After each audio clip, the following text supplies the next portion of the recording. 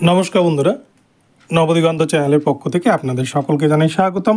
তো বন্ধুরা, আজকের গুড মর্নিং জানিয়ে আপনাদের জন্য নতুন যে আপডেটটি শেয়ার করতে চলেছি, অনেক দর্শক বন্ধু এই বিষয়ে জানতে চাইছেন। এসএসসি 26,000-এর যে রিভিউ, যে শুনানি হয়েছে, চেম্বার হিয়ারিং যে হয়েছে, সেই চেম্বার হিয়ারিংয়ের কি আপডেট উঠে এসছে, পরীক্ষা কি হবে নাকি যোগ্যদের চাকরি বেঁচে গেল, কি আপডেট নাকি রিভিউ খারিজ করে দিয়েছে। তো এই বিষয়ে আপনাদের সাথে বিস্তারিত আলোকপাত করতে চলেছি। আপনারা সম্পূর্ণ ভিডিওটি মনোযোগ সহকারে দেখুন, তাহলে আপনারা পুরো বিষয়টি ক্লিয়ারলি বুঝে যাবেন। তবে যারা এখনও চ্যানেলটিকে সাবস্ক্রাইব করেননি, আপনারা অবশ্যই চ্যানেলটিকে সাবস্ক্রাইব করে নেবেন এই ধরনের আপডেট সবার আগে সর্বপ্রথমে পাওয়ার জন্য। তো চলুন আমরা মূল পর্বে ফিরে যাই এবং বিস্তারিত সম্পর্কে জেনে নিই। তো বন্ধুরা, আপনারা দেখেছেন এসএসসি 26,000 চাকরি বাতিল হওয়ার পর সেই চাকরির সুপ্রিম কোর্ট যে নির্দেশ দিয়েছিল তার এগেনস্টে কিন্তু এই নতুন যে পরীক্ষা, এই পরীক্ষার যোগ্য শিক্ষক চাকরিহারা মঞ্চ তারা কিন্তু পরীক্ষা দিতে চাইছিলেন না।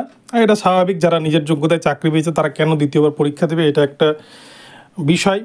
তো তারা তাদের আক্ষেপের জায়গা থেকে বিষয়টা বলেছিলেন এবং সুপ্রিম কোর্টে এই নিয়ে কিন্তু অনেকগুলো রিভিউ ফাইল হয়েছিল। আর সেই রিভিউ ফাইলের কিন্তু শুনানি এক প্রকার হয়েছে, যেটা কিন্তু ওপেন কোর্টে হিয়ারিং হয়নি। আমি প্রথমেই বলেছিলাম যে আগে চেম্বার হিয়ারিং হবে এবং সেই চেম্বার হিয়ারিংয়ে যদি বিচারপতিরা মনে করেন যে হ্যাঁ, এই মামলার ওপেন কোর্টে হিয়ারিংয়ের প্রয়োজনীয়তা রয়েছে বা রিভিউয়ে যে সমস্ত ডকুমেন্টস প্রডিউস করা হবে তার এগেনস্টে যদি বিচারপতিরা মনে করেন যে হ্যাঁ, এই মামলাটিকে আরেকবার পুনর্বিবেচনা করে দেখা যেতে পারে, তাহলে সেটা কিন্তু ওপেন কোর্টে আনা হবে। তখন অনেকেই কিন্তু বিরূপ মন্তব্য করেছিলেন। তো যাই হোক, না জেনে বলি না। তো আপনারা জানেন যে 5 তারিখে কিন্তু এই মামলার চেম্বার হিয়ারিং হয়েছে। সেখানে ছিলেন সঞ্জয় কুমার স্যার, যিনি সঞ্জীব খান্না স্যারের সাথে ছিলেন। এই 26,000 চাকরি বাতিল মামলার রায় তিনিও দিয়েছিলেন এবং একজন নতুন বিচারপতি সতীশ চন্দ্র স্যার।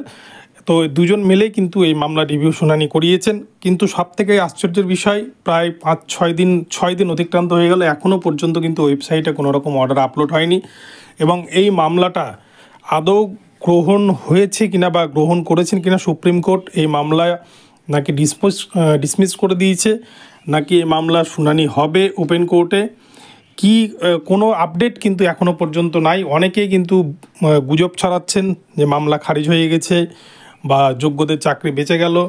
তো এখনও পর্যন্ত কোনো রকম কোনো আপডেট নেই। আমি বলবো কারো কথাই কান দেবেন না, আপনারা গুজবে কান দেবেন না। অর্ডার আপলোড হলে আমি কিন্তু সবার আগে আমার চ্যানেলে দেওয়ার চেষ্টা করব, আপনারা তখন দেখে নিলে পুরোটা বুঝে যাবেন। এখন আপনারা পড়াশোনা করুন, কেউ সময় নষ্ট করবেন না। তো রিভিউয়ের শুনানির এখনও পর্যন্ত কোনো জাজমেন্ট আসেনি, তবে খুব শীঘ্রই চলে আসবে বলে কিন্তু মনে করা যায়। যে কোনো দিন হয়তো অর্ডার কপি আপলোড হয়ে যেতে পারে ওয়েবসাইটে এবং তখন কিন্তু আপনারা প্রত্যেকেই জেনে যাবেন। তো যাই হোক, আপনাদের জন্য এটাই ছিল বার্তা। যে সমস্ত বন্ধুরা আমাকে ফোন করছিলেন, মেসেজ করছিলেন জানার জন্য বারংবার, আপনাদের জন্য আপডেটটি জানালাম। তো ভিডিওটি ভালো লাগলে চ্যানেলটিকে সাবস্ক্রাইব করে দেবেন। দেখা হবে পরবর্তীতে, আবার নতুন আপডেট নিয়ে আসছি। ধন্যবাদ।